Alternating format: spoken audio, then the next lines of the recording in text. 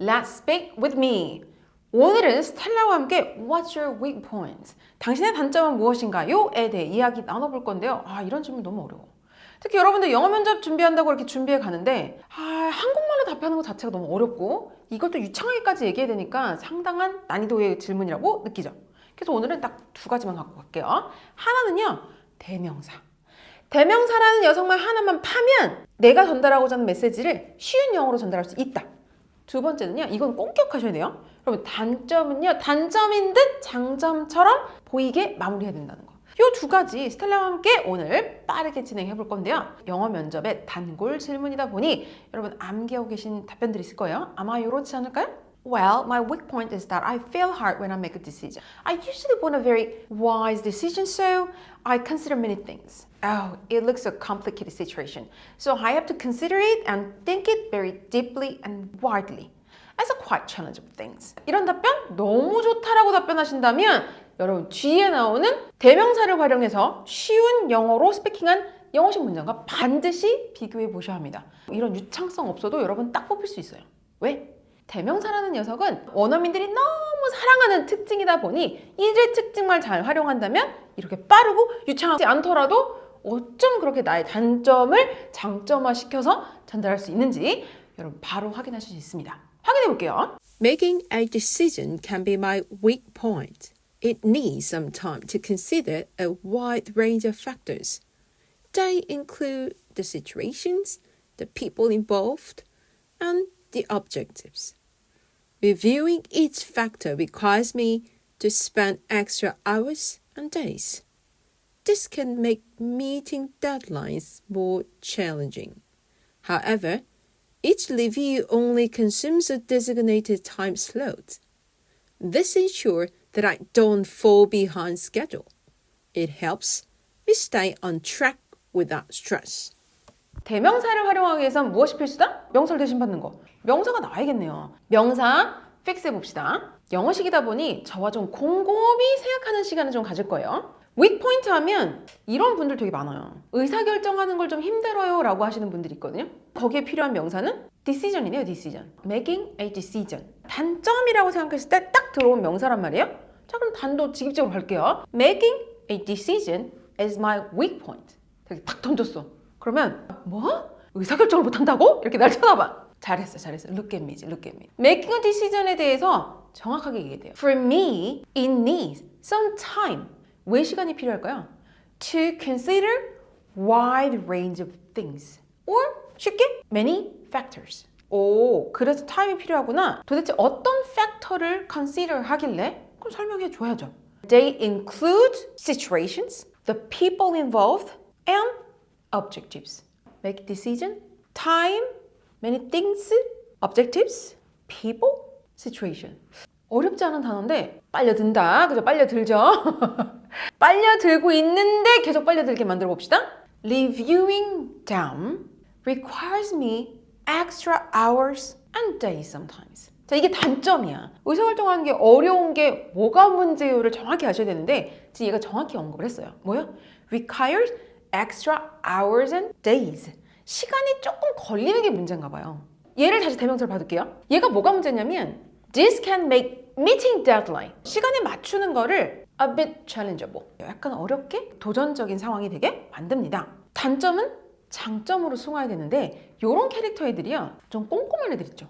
However, 자, 얘를 뒤집어야 돼요. Reviewing each factor가 어떻게? Might, 뭐뭐 할 것입니다. Only consume a limited time. 제한된 시간만을 consume, 소모할 것입니다. 뭔 말이지? 이걸 좀 정확하게 말하면요.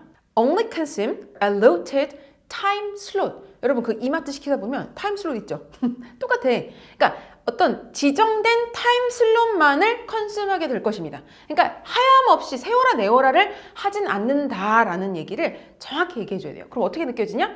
아, 되게 신중한데 타임 매니징에 대한 개념을 가지고 있구나라고 해서 이건 내가 노력하는 부분이기도 하지만 다시 보면 장점으로 어필이 되는 포인트이기도 하다는 것 잘 기억해 두시고요. 우리 대명사 또 필요해요. 자, 아까 뭐라고 했냐면 this time slot이죠? 그러니까 할당된 타임 슬롯 외에는 우리가 더 이상 고민하지 않는다는 거예요. 그럼 뭐냐면 이렇게 제한된 시간이기 때문에 this time slot ensure that 이하를 확실하게 해줍니다. 뭐? I don't fall behind the schedule.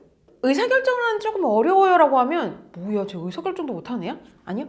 정확히 아셔야 돼요. 의사결정에서 시간이 늘어지는 게 문제인데 그거에 대한 나의 해결책은 뭐냐면 allotted time slot을 갖고 있어서 never fall behind the schedule. 처음에 계획되었던 그 스케줄에서 절대 뒤로 밀리는 일은 없습니다. 걱정하지 마십시오. 그러면 신중한데 타임 매니지 스킬을 잘 갖고 있음으로 해서 이 사람의 단점이 장점으로 순간되는 이 포인트 잘 기억해 주시고 마무리 계속 가볼게요. 마지막 대명사 not fall behind라는 것은 다시 말하면 더 세기를 좀 박아볼게요.